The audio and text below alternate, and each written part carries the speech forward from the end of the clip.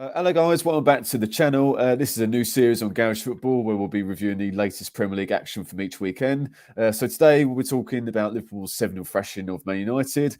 What are the biggest Premier League shock results in our opinion? Arsenal's last minute win against Bournemouth and West Ham struggling once again. So if you're new around here, please subscribe to Garage Football and let us know your thoughts in the comments below. So Dennis, thanks for joining, mate. There's only one place to start reviewing the weekend's action is Liverpool's 7-0 thrashing of Manchester United. A scoreline I didn't think I'd be saying after a big game at Anfield yesterday. So obviously, Man United won the Carabao Cup and in decent form. Liverpool not been the forces they have been over the last few years, but even so, what a result that was. Fantastic. Yeah, it was pretty shocking. I mean, I wasn't watching the game. It was goalless the one time I peered at the score on BBC Football. And next thing I know, all my WhatsApp football groups that are sort of with mates have just totally exploded. And everyone's going crazy. It's the end of the world for United fans. It's the greatest day of the Liverpool fans' lives. I think it's Liverpool's biggest win since I can really remember, other than Bournemouth earlier this season. Other than that, they've never really dominated an opposition. But by sounds of it, they absolutely dominated Man United, and sounds like Man United need a £120 million holding midfielder to me, Mr. Keane. But that's my first initial thoughts on it. Yeah, no, it was amazing, mate. Especially as United, they had a couple of big chances before Liverpool got their first goal because it was only 1-0 at half time. Gakpo with a really good goal, cutting from the left and whipped into the far corner, and they had no chance. And yeah, I think like Fernandes had a free header at the back post, just went wide, and then Marcus Rashford, it was from a ball from Luke Shaw, I think it was from the left. He hit it first time. If he took a touch and then hit it, that might have been better. Or with the form Rashford's in, even if he hit it first time, you expected to go in there, and neither transpired. And then, yeah, as soon as they've got Liverpool, obviously Gakpo with the goal just before half time, perfect time to score. And then as soon as they got the second one, straight away after half time, it was Nunez with a header first of his two goals. And then from then, Liverpool just ran away with it. And United, they just completely collapsed, which it was a bit of a reminder of like the first couple of games, particularly the Brentford game in the early stages of the season. I mean, it's typical as well in that because of their poor form, I've taken out there's not a single Liverpool player in my fantasy football team. And now they're back on form, and there's so many big points I would have got if I'd kept Salah in and possibly added Nunez against everyone's best will, because he has not been great, particularly, but he has improved. Shows that you shouldn't really write people off after a few months. Still nowhere near as good as Haaland, but that debate was over very quickly, in my honest opinion. But yeah, it really was a turn up for the books. Everyone was saying with Liverpool's defence, reading up the chat, I remember at 2 or 3-0, they say even with their defence, they're not confident on hanging on with how good United have been in front of goal recently. But then they smashed it in the park, and someone on Twitter made a really crazy prediction before the game of 6-0 to Liverpool against Man United, and everyone laughed at them, and that's been screenshotted around quite a bit of like how they were almost correct. Yeah, that and Graham Souness's confidence before the game got underway. Definitely. Well, Souness has a habit of making a tit of himself, so it's about time he got one right. Yeah, I don't be even either. Weren't expecting the 7-0 scoreline, but I mean, I think with Liverpool, I think it was back to sort of how they were under Klopp when they were at their very best, when they were high energy, and they were just too much for United. I think on form this season, obviously Liverpool's midfield has been questioned a lot, and obviously rightly so. And Casemiro has done brilliantly for Man United, and Fred's improved to a good level, and but yeah, Liverpool's midfield. I mean, Elliott played well. He's been one of their better players this season. But, for me, like the two players who, obviously the likes of Nunez and Gakpo and Salah, they've got a brace each. They'll get the headlines. And Firmino, obviously, he's leaving Liverpool at the end of the season. He come on as a sub, he scored. They'll get the headlines. But, I think the performances of Fabinho and Henderson in the middle of the park, they were just all over United's midfield and helped them to victory. Yeah, I mean, the big thing you said there is how they played under early times of Klopp. I mean, the old heavy metal football that he liked to talk about when he was at Borussia Dortmund is what he used to call it. Yeah. Lots of drum and guitar. thrashing and bashing and things like that. Used to be all sorts of things would come out with, admittedly in German, but that is by the sounds of it. And having watched the highlights, bearing in mind I did not watch the game live, that is kind of what it reminded me of. Sadly, well, there's good and bad in this, and sadly for me, it means that the Liverpool fans, and especially one in particular from Middlesex, are going to be unbearable no matter what. But on the other hand, considering the arrogance coming out of the United fans, specifically beating us and going, "Oh, Declan Rice is worth £20 million," I think they need to sit down. They've been brought back down to earth. They're not. Don't get me wrong. I'm not saying they're rubbish in any shape or form, but they've still got a lot of work to be done to become the force they thought they were after they Yeah, beat a Newcastle team that are now dipping in form in a League Cup final. Which, don't get me wrong, I get that. I'm not going to do it's tin pot celebrating the League Cup. Hey, if West Ham win the League Cup, I'm running around the streets. And it's their first trophy in 6 years, or nearly 6 years. Like, I get it, but that doesn't automatically make them on the cusp of greatness. They've still, I think, a yeah, couple of seasons away. Look at Klopp and Guardiola at their respective clubs. It took them a little while. They didn't quite, like, Guardiola was a lot quicker than Klopp to crack it, but that's the financial backing, and Guardiola's an amazing manager. But I reckon United need to streamline their squad, need to improve in a certain couple of areas, and get more players of Casemiro's mentality. Really, I think it really came down to a mentality thing. You mentioned that it looked like what it was against Brentford, where the heads dropped. Well, United yeah, haven't really been. They've been behind, but they haven't been hammered in games quite like it sounded like they were hammered by Liverpool and back then Brentford. So it could be that certain players head drop when they go 2 or 3 down, like any players would. We're West Ham fans. What happened on Saturday? Players' heads dropped as soon as we went 2-0 down. yeah. We gave up. Like, it's not uncommon in football. So I hope United fans watching this don't immediately start kicking off that I don't know what I'm talking about. It's not exclusive to Man United, but I think that's the main thing they need to get off. That was always what separated the Fergie years. It's a long time, I know. But that's what separated those Fergie years to any success they had, past or present. Yeah, no, definitely. I think it's been a bit of a reality check for obviously Man Mm. United. I think that there's been talk of Bruno Fernandes and his performance in particular. I thought it was the complete opposite of a captain's performance. He was absolutely woeful. Was rightly criticised I, afterwards by I Gary hope he Neville in recovers from particular. his facial injury. That looked horrendous, that did. Yeah, but I'm just not a fan, Dennis, of like I don't care who you are, whether you're the captain, or not just throwing your arms in the air and Mm. all that kind of stuff. Which Fernandez obviously is a fine player, but in terms of captaincy material, I mean Mm. they've gone from obviously they've had Maguire who's on the bench. He'll probably be gone in the summer. Ronaldo's obviously left, and now Fernandez is the skipper at the moment. It's like, well, that might be something that Ten Hag needs to I manage in the next few months. I say this with caveating the thing that I don't watch them week in, week out, because what I say to people that comment on West Ham that don't watch us week in, week out, but on paper and on look at it, I'd stick the armband on Casemiro. Like, he Yeah, should certainly shoulder the burden. or Martinez.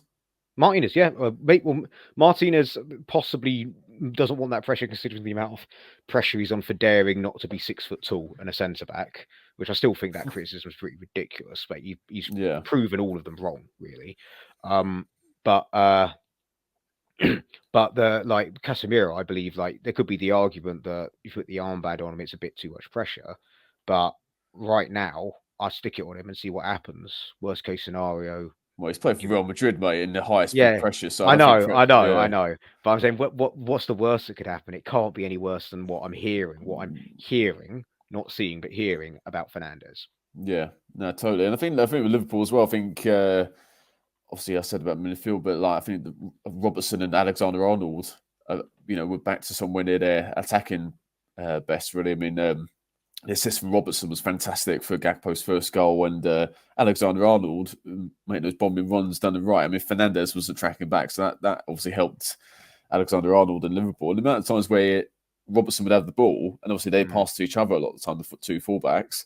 But Alexander Arnold was running through like the middle of United's defence. He was like number 10 at times. It's like, it Well, just there was showed always that how old United were yeah. exposed. There's always that old thing where people on Twitter would put it. You know how that is the thing where someone will put a tweet up and then all these like footy accumulators and things like that would copy it to get likes and clout.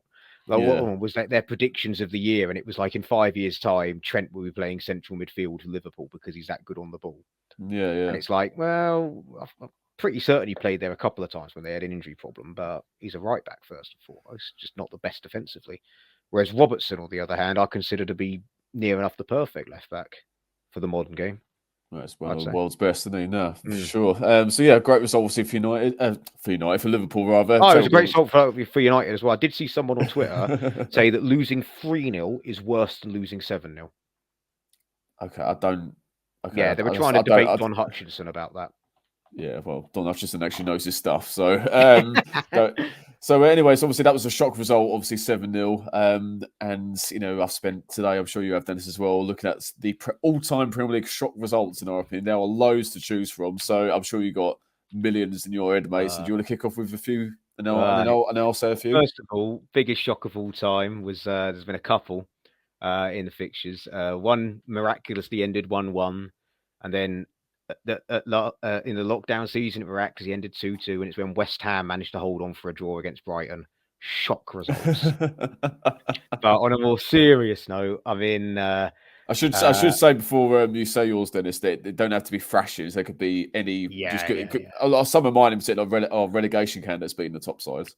I have only one that we could possibly consider refreshing, and even then, that would be harsh. But number one, going back to one of my earlier ones, Liverpool nil, Watford 1 in August 1999. Oh, Newly promoted I knew you were gonna Watford. pick. I knew you were gonna pick that. Yeah. Tommy Mooney scored past Westerveld in the 14th minute, an absolute like blasted it from about 4 yards out as if it was a long range shot to make sure it went in. Yeah. Watford's first win in the Premier League ever. Obviously, they've been in the first division before them, but first in the Premier League Yeah. ever at a packed Anfield with a relatively star-studded Liverpool team side for the time. Like, they had Smeetser, Karl-Heinz Riedel, a young Steven Gerrard, they had Hupia, Di Jamie Westerveld Redknapp. in net. Redknapp, TT Yeah. Kamara, Robbie Fowler, Patrick Berger, all playing for them at Decent one point side. Yeah. coming on. Yeah. When Watford had, for example, Watford had Chris Day in goal, who surely sells cars for a living these Yeah. days. Sounds it, doesn't it? And for example, Richard Johnson and Micah Hyde, who were like I'm pretty certain they were youth products that had been thrown in the deep end as they gathered for promotion, because Graham Taylor was massively criticised in this one season in the Prem for just signing players and not using them. Similar ring to that tune of signing players and keeping them on the bench. So he stuck mostly with the side that got him promoted. But yeah, that was a real shock result, considering at the time Watford were the worst, like points wise, had the lowest tally in Premier League history at that time. It was the worst performance from a Premier League side ever, even worse than Swindon. Admittedly, they had two more teams in the league. I mean, I don't know if you want to go one for one or me to list off all of mine. No, list a couple more though, and then I'll do a couple. Okay, well, so one from Under the Cosh, that recently watched an episode, was Bradford City 2, Arsenal 1, February 2000, the same season as Watford versus Liverpool, for upsets. Dean Windass and Dean Saunders combining to beat them. Dean Windass, a player that in any other generation probably wouldn't have made it for fitness or discipline reasons, but he was the right player at the right time, and actually a quality goal scorer up and down the divisions. Yeah, it Even did was. a decent job in goal for Oldham towards the end of his career. But scored an Okay. absolute worldie to get Hull City promoted to the Premier League for the first time, his boyhood club, brilliantly. But yeah, Bradford City were, stayed up against all the odds with a tiny budget, a tiny stadium. They barely signed any players. I think Dean Windass was one of their few summer signings. That's then. Yeah. Was that was the Yeah, season where Weatherall scored against Liverpool on the last day? because I was going to caveat that as saying also same season, Weatherall beating Liverpool, who had a habit of losing to the cannon fodder of the Premier League this year. But yeah, David Weatherall scored an absolute belter from a corner, like volley, I think it was, if I remember correctly, to No, keep it's them a up header, 1-0. I think. Was it a header? Okay, I might be getting my goals mixed up then, but I just remember it being like a long range shot. But yeah, David Weatherall scored the winner. David Weatherall of Leeds United fame as well, which made it even funnier. Their local bitter rivals. And another one that's funny when considering the goppingness of the goal scorer is when Bolton beat Man United 2-1 in their first season in the Prem. Oh yeah, Michael Ricketts scored the Ricketts, winner yeah. with 5 minutes to go. When he got his form, got him an England call up. Oh yeah. So yeah, That's that's 3 under of Big 5. Sam. Yeah. Okay. Well, I'm sure you got loads. I'm going to I've say a got loads more, couple. but I'll let you go first. Yeah, I've got a couple. So one from, I'm going to go with a more recent one. Was in 2014 when Sunderland beat Chelsea. 3-0.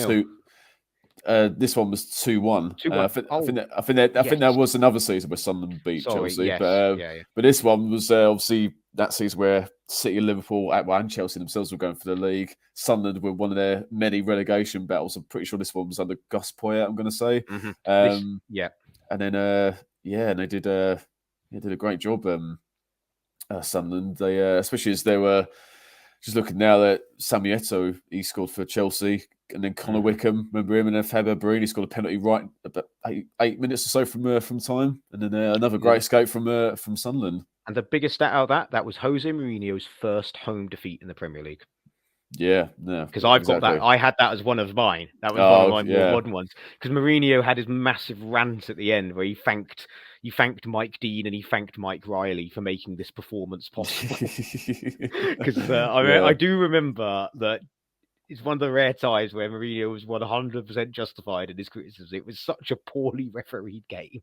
I remember it was a horrendous dive for the Barini's penalty. I remember that. Oh yeah, and it meant that they mathematically couldn't get the Premier League. Yeah, and obviously this is pre-VAR, so obviously the decision stood. So that was a more recent one.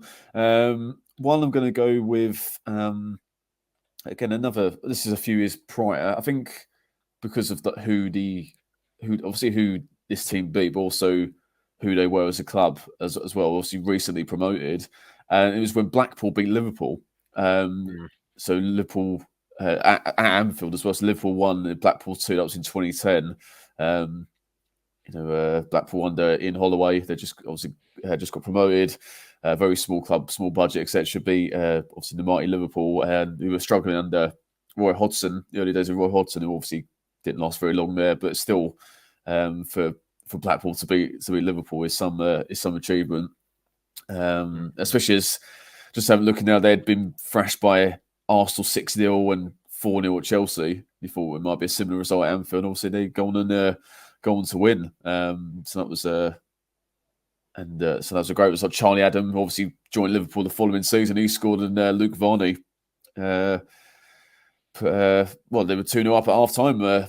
Blackpool, and then Kyriakos pulled one back for Liverpool, but it wasn't to be. So that was a real shock, that one. And then another one. This one involves Man United, but they're on the correct side of the thrashing. Was in 2011 when they beat Arsenal 8-2. I hate to be an Arsenal fan tonight. Yeah, exactly. All those memes and all that, and just ran riot. United, Arsenal at the time, discontent had probably begun around then about Arsene Wenger and the lack of proper investment. And then I think Wayne Rooney, Ashley Young had a field day against that Arsenal backline. And it's no wonder Robin van Persie obviously played for Arsenal that day. He joined United the season after and won them the league. So that was that just looking at the picture of the scoreboard 8-2 is like the 7-0 yesterday. It's like you're not going to forget that in a hurry. So some recent ones there, but I'll come back to some others. So what other ones have you got, Dennis? I've got plenty, but one that I've just sprung to mind off the back of that Wenger criticism period is this is around the time it reached fever pitch because they just signed Mesut Ozil, and it was like, okay, this is the signing that will turn them around.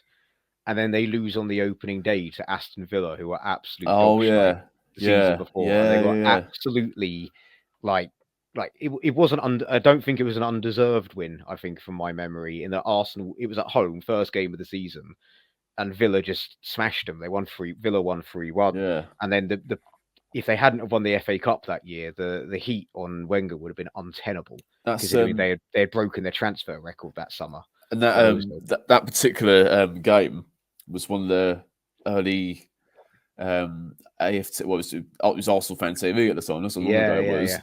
I think Chris someone did one of the fan cams slating like Wenger and like the owners and all that, which went viral, which helped obviously Robbie's channel and all that. But yeah, that was that game. Yeah, It didn't help. I think I've just looked it up. They went down to 10 men, which didn't help. But they did. Giroud put them ahead, and then they just yeah. capitulated second half. Benteke scored twice, so this was when he was in his best form. Yeah, but was it a particularly good Villa side? Was it at that time? They were improved from the year before, but not by much. Like they stayed up relatively comfortably in the end, but Yeah, they weren't it went exactly Martin O'Neill. Yeah, they were. They were well Villa, past the best. Without Benteke, they were pretty much nothing around that time. The other one from 2010 was Chelsea losing 3-0 to Sunderland. This is the one where I said to call it a thrashing would be harsh, but Chelsea had been undefeated that year and it looked like perennial champions. And this is where it all fell apart for Carlo Ancelotti. They went through a small period of just I think they lost 3 games on the bounce, including this one. This was the first one.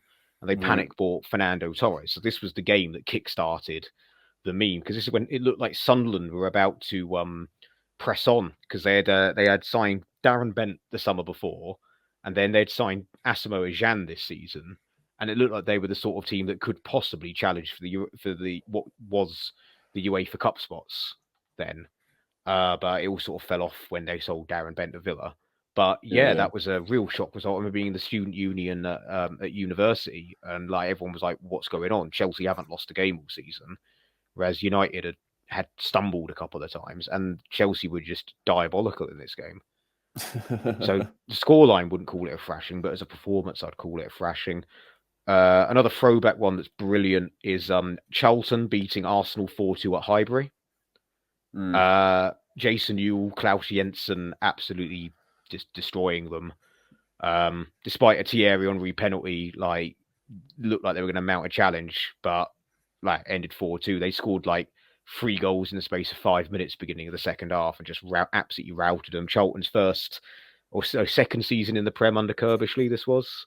So they weren't exactly playing with superstars. Like they would have had like Jonathan Johansson and Jason Ewell up top. Like good players, but not superstars. And my final one on this list is it was why I want to close off, one of my favorite word puns of one chop of the day. It was Man United 2, Derby County 3, when Paolo Wanchop just absolutely destroyed them. He scored the second between Ashley Ward and Dean Sturridge's goals. I think it was one of Eric Cantona's last goals at Old Trafford before retiring. I think this is the season he retired. But yeah, it was like little unfancy Derby with a shoestring budget going and beating the perennial champions. In fact, they did win the league that year because it was 1997, so they did win the league that year. But yeah, they had such greats such as Christian Daly, Paul Trollope, Robin van der Lam. Okay, they had Mark Poom and Chris Powell. So they did have some very good players on the pitch alongside Wanchop, but they were hardly a team for the superstars. No, exactly. What makes it a shock. So 2 more for me. Another one that involves Arsenal. This is in 2001. When Middlesbrough beat them 3-0 at Highbury, completely out of the blue. I think at the time Middlesbrough was struggling. I think it's the season where Brian Robson was in charge, but then Terry Venables was brought in to help. Yeah, I think it was that year anyway. But still, yeah, great result for Middlesbrough. It was an Edu own goal, Savinho own goal, and then a Hamilton Rickard. What a player! Yeah, so big shock for Middlesbrough. Great result. And then finally, and this is I'm surprised none of us have mentioned this already, but one of 2 times where Southampton beat Man United in the 90s. This one, particularly infamous. This is in April 96. Southampton 3-1 at the Dell. And this is the one where Southampton were 3-0 up at half time. And Man United had the grey shirts on. And then the second half, they wore the blue and white kit, changed kits at half time, and got a goal back. So, Ken Moncu, Neil Shipley, and of course Matt Le Tissier scored for Southampton before the break, and then Ryan Giggs got a consolation for Man United in the just before half time. Just I have got for full time. I have got one more I want to add that I've just thought of. It's another more probably Go possibly on the then. most modern one we've put on here. Hull City beating champions Leicester City on the first day of the Oh yeah, yeah, yeah, 16-17 season, yeah, yeah, and yeah, why it's so shocking, not just because they beat the champions, but Steve Bruce left a week before the season kicked off. Hull City had only signed 2 players, and they were both loans. This is when they had serious financial problems. They had to actually sell players, like they sold Mohamed Diarmi to Newcastle, who had gotten relegated, to help fund them, despite getting promoted. They had such poor financial case. Like they had what's his name, Eldin Jakubovic, who's like everyone's substitute goalkeeper on fantasy football, was in goal for them that Was day. Robert Snodgrass would have played for Hull Yeah, then? Snodgrass scored the winner, Oh, he's got free the winner. kick. Yeah, yeah, He scored the winner. Um, but they had, like, again, players that you wouldn't exactly call superstars, but still good players. Like their yeah. lineup, they had El Mohammadi, Curtis Davis, a very young Andrew Robertson, Oh a yeah, midfield yeah, of the Robson. David Mailer, Sam Clucas, and Huddlestone. They had on the wings, they had Snodgrass and Abdel Hernandez, and they had Diamande in the middle. And this was Yeah, like a terrible whole side, I have to say, that started the league pretty well, but then got found out pretty fast. In fact, actually, I don't think it was wingers. I'm pretty certain it was 4-4-2 diamond. Um, with Snodgrass at the top of the diamond, with Hernandez and Diamandi up top, whereas Leicester had their full, like, strongest side. yeah, Um, yeah. They won the no league new, a few months prior. yeah, like no, don't think there was any new signings looking at this that had come in, other than ones that had come off the bench, like Ahmed Musa. But yeah, that was a real shock because, again, Hull were being looked at as absolute cannon fodder that season. Like I said, they had signed 2 players, both of them on loan. Their first choice goalkeeper was out injured, and they had to sell their best midfielder to help finance the team. So, and no manager. So Yeah, yeah, it's that's another modern day big shock. definitely a big shot. Right. Sure, we could go on, but let's move on to the rest of the Premier League week in action. So Arsenal, another win for them, coming from behind. So could say sign the champions, mate. You've got to say. So Bournemouth were Mm, 2-0 up.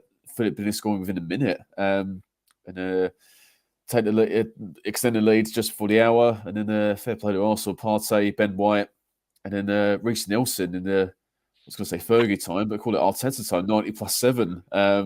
mm. So yeah, and ever since the City loss, we think, oh, they're going to run away with it. Arsenal going to fall away. Well, they've won four. That's 4 league games in a row they've won now, and 2 of Mm. them, the Villa game, where they had to come from behind, and obviously the one on Saturday.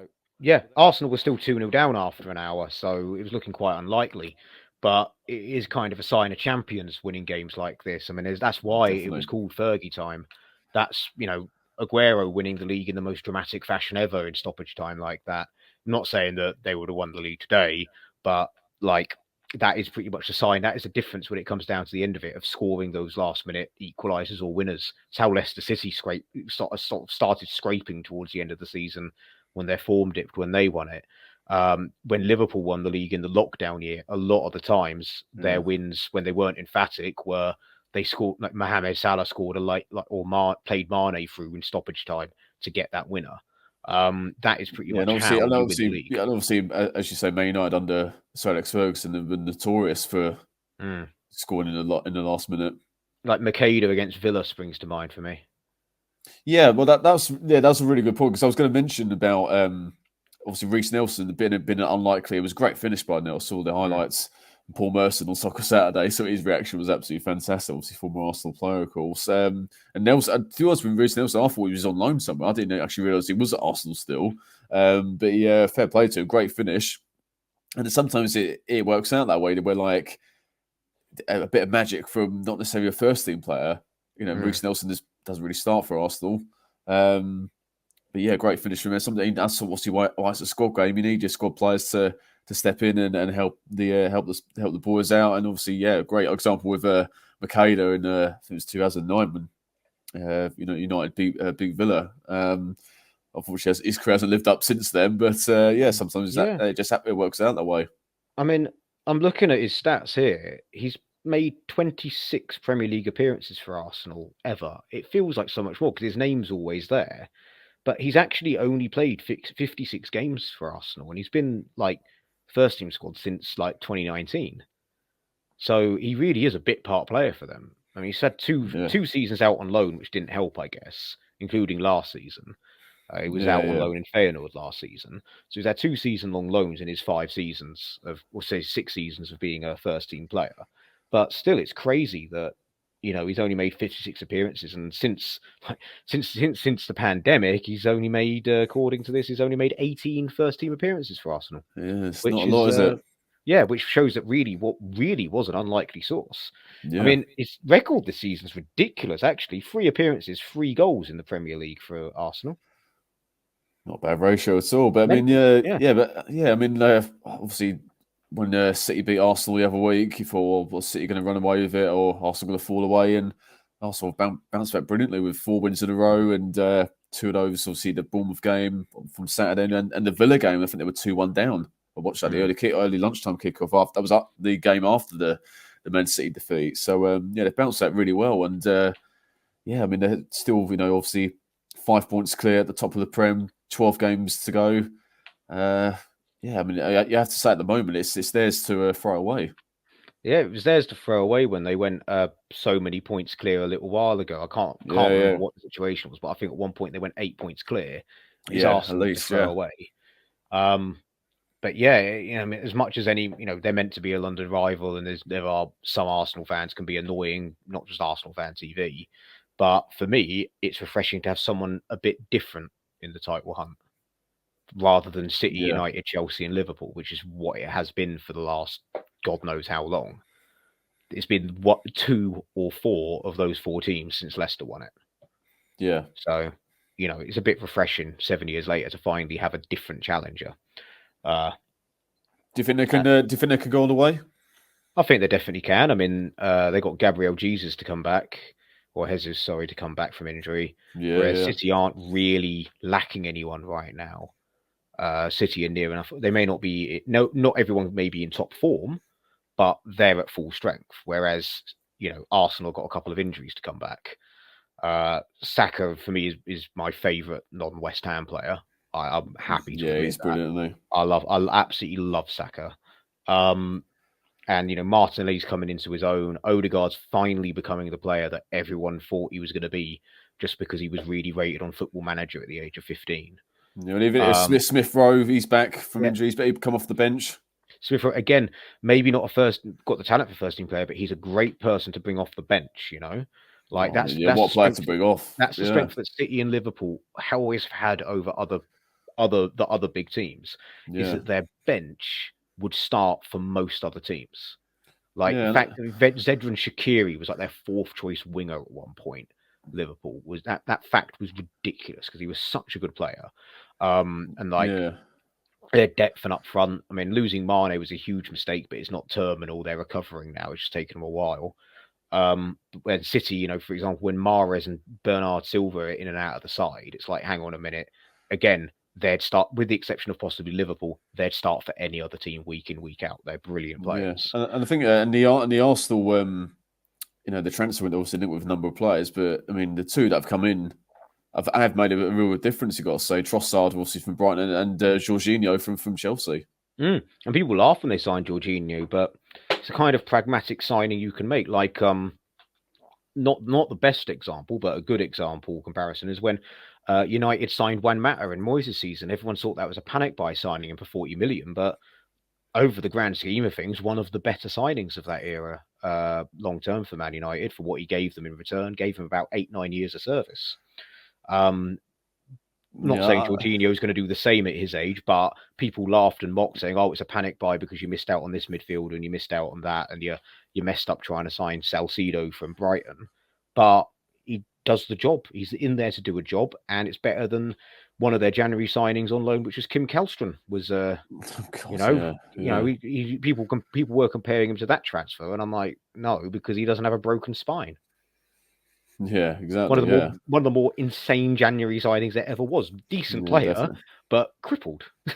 Yeah, exactly. Yeah, and I think, I mean, Man United, when they won their first league for, I think, 3 years, Henrik Larsson come in on loan in the January. He made a good impact. So maybe Jorginho will. Well, I think he's already had a similar impact already, I've got to say already. So good signs for Arsenal. So we'll finish this episode with struggles again for West Ham. West Ham lost to look at that face. Lost to our bogey side in Brighton 4-0. Just when you think sums up our season really, one step forward, two steps back really. And I watched, obviously, luckily we weren't there, mate. Watched the highlights earlier, and some of the defending. Our defending's been okay this season. It's more our attacking players haven't scored the goals, but yeah, it was honestly schoolboy defending doesn't even do it justice. Particularly the goals that Veltman and Matoma scored, just complete. Oh, it was a shambles, and by the punditry and the guys and girls that went on social media were slating their performance and like worst they've seen and all that, and yeah, it's not good signs, mate. I don't know. I agree with David Moyes. I thought it was an even game, and we were just unlucky to concede those 4 goals. And we need to be realistic because we played Man United on Wednesday, and look what he did last season. So no, I think you're totally wrong, and it was actually a really good performance, and we were really unlucky. No, for seriously though, that second goal was an absolute abomination. What Ben Johnson is doing, I will never know. Paqueta flicking it on towards his own goal was suicide. I don't know why he's flicking it towards the goal, because he couldn't see where Areola was, which left Areola flat-footed because he then couldn't come for the ball. And then Ben Johnson decides to play the offside trap despite there being several players behind him. That's the only thing I can think of, is he was somehow trying to play the offside trap from a corner. It's the only way I can make sense of him stepping forwards in that situation instead of being goal side. Yeah, Like, he knew Veltman was there. Why did he not go goal side? Why did he step forward? You can't be offside from a corner, which makes, even with this logic, it's still stupid. But it's the worst piece of defending I've seen from West Ham.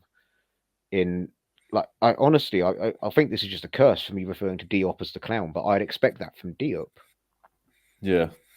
Like, that was like Diop. That's one thing. He was like Diop against Diop against Brighton. Yeah, 3 years ago. Brighton. Yeah, when he tripped over his own feet. Yeah. Trying to head it back to the goalkeeper. Yeah, it was so bad, and it was such an abject performance. Like, beating Forest 1-0 or 7-0 is irrelevant if you then don't follow it up with another result when Forest are then playing a relegation rival in a game that could cost you if one or the other loses. Luckily, that ended as a bit of a draw for us. But now we're putting all our chips on beating Villa, who are in really good form after, dare I say it, changing the manager when the first signs of a crisis were occurring in October.